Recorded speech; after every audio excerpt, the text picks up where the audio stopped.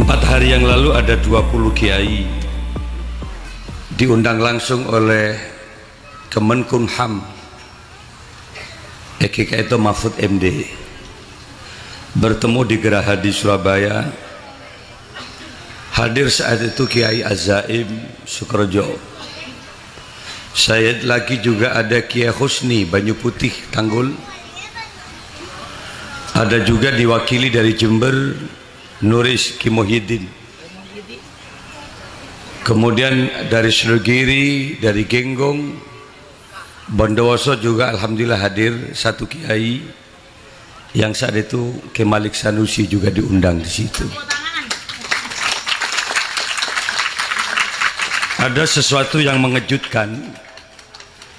Tatkala hadir namanya menteri, ada intelijen itu sudah disiapkan 150 TNI. Ada juga BRIMOB yang lengkap dengan pakaian dan senjatanya. Masuk tanpa ada pemberitahuan, semua kiai tes swab. Gula ngocak ke kiai, ken kadek ke. Saya mau tanya dulu. Saya diundang ke sini dalam rangka dialog kebangsaan. Gula tanya ke dokter ente, Arya mon pahdeki kiai positif, apa yang terjadi? Gula konjongan meloloh pun malam ya. Arya mon positif di mana ruang pertemuannya? Ada kiai di sebelah. Selesai pertemuan gimana? Kalau dianggap kiai yang positif, ya terpaksa kiai harus dikarantina. Badake satar saat itu juga. Gimana kiai? Gula sih ngocak, enggak usah dites. Tapi ini aturan kiai. Lah kalau ini aturan saya keluar. Gula ngocak senikah. Saya diundang. Tapi kalau caranya begitu saya keluar. Gula disuruh ke kiai lain. Bah tebak kaki Zaid dinyatakan bahwa positif. Apa yang terjadi? Itu pembunuhan karakter dan insya Allah Sukorejo akan ditutup garis lain dan tidak ada di pondok pesantren. Jadi gula antisipasi kada, hari bahaya hari dikirim. Gula ngocak, enggak usah lah pak, saya diundang. Jadi kalau bisa katakan saja semua kiai itu sudah non reaktif, tidak ada yang corona. Apa maksudnya Kemenkumham nikah mempelong kiai? Pertama dia menangis, kecek sompek karena gara. Saya langsung diutus presiden untuk bicara dengan 20 kiai yang saya undang hari ini. Maksudnya apa? Grafik pertumbuhan corona di Indonesia itu semakin meningkat kiai. Terus saya kesedih apa? 80% masyarakat Indonesia itu tidak percaya corona.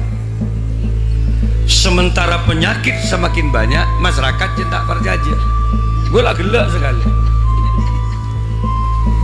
Loh kok tertawa kiai?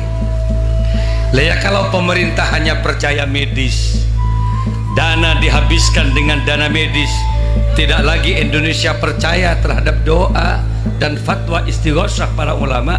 Bukan hanya COVID yang ada di Indonesia. Sebentar lagi akan ada makar sebelum terjadi demo kemarin. Sebentar lagi akan ada gempa tektonik yang jauh lebih dahsyat dari ini. Caranya bagaimana kiai? Buka pengajian, sholawatan juga dibuka kembali. Jangan percaya medis, tapi istighosah yang lebih dipentingkan oleh ulama. Lah saya bagaimana pak? Mau ceramah, pengajiannya ditutup. Saya bilang begitu. Yang bagus bagaimana? Pengajian dibuka, kiai hadir, akan menyampaikan tentang hal yang tadi. Pakai masker, ada social distancing, ada juga cuci tangan, kan harus ada masyarakatnya. Buka, polisi jangan melarang, hadir juga.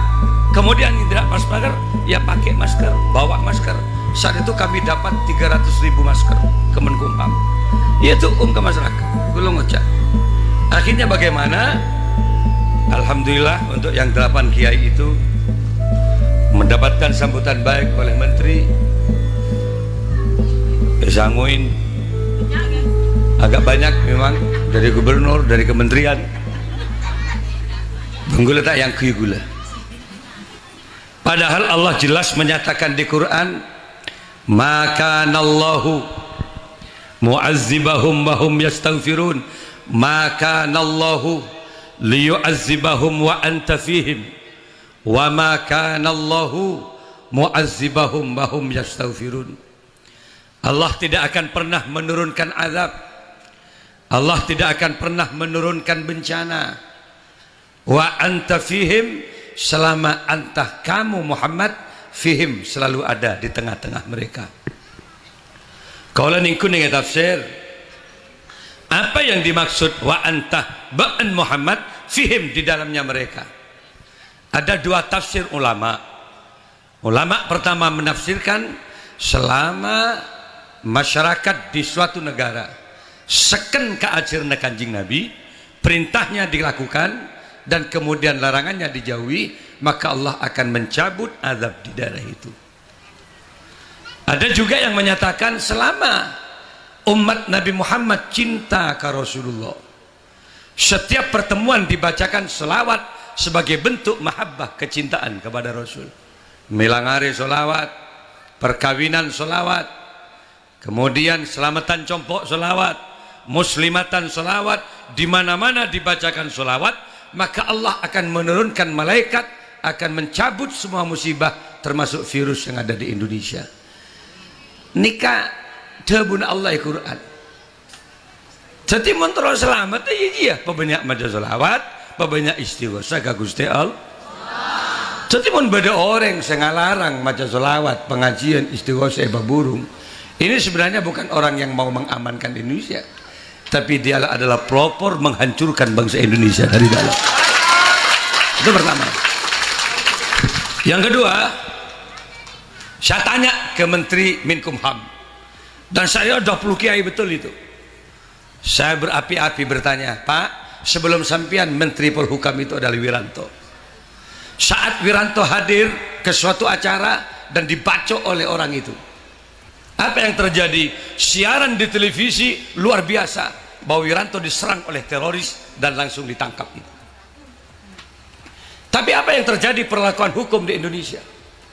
Baru saja Syekh Ali Jabir, itu bukan syekh yang bicara tentang politik.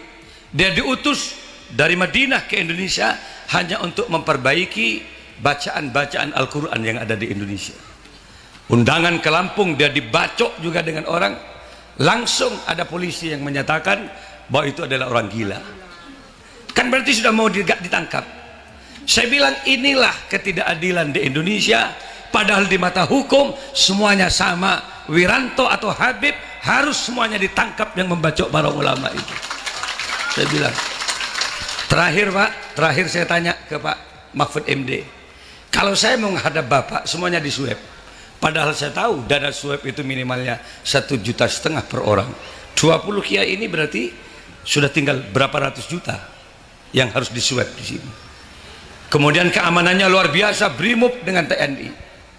Lalu saya tanya, adakah anggaran untuk satu kiai, pengamanan kiai, satu polisi saja, untuk kemudian undangan paling tidak menyelamatkan orang-orang tokoh-tokoh yang ada di Indonesia itu? Saya tanya gitu. Tapi kan ternyata tidak ada.